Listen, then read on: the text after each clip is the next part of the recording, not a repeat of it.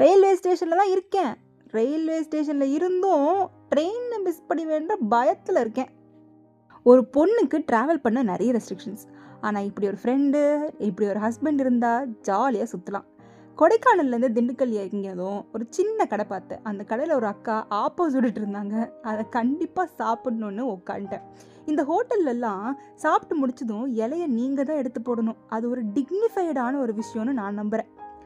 முடிச்சதும் இப்படி வெயிலில் தொப்பியும் ஜாக்கெட்டுமா கிளம்பியாச்சு. ஏன்னா நமக்கு ட்ரெயினை பிடிக்கணும். நமக்கு தான் ட்ரெயின்னாலே மிஸ் பண்ணுற வேலையாக.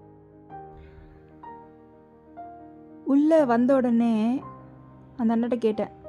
அந்த பேட்ரி கார் ஓட்டுற அண்ணா இருக்காங்களே அவங்கள்ட்ட, குவாரிஸ் எங்கே வரும்ன்ட்டு.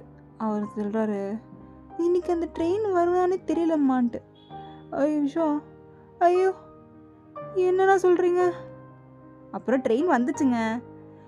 ஏறி உக்காந்து அப்படியே ஒரு ஆன்லைனில் ஒரு கர்ட் ரைஸும் வெயிலுக்கு இதமாக ஆரஞ்சு ஜூஸும் ஆர்டர் பண்ணேன். அவ்வளோதான். இனி என் ஃப்ரெண்டோட எங்கேஜ்மெண்ட் போக வேண்டியது தான்.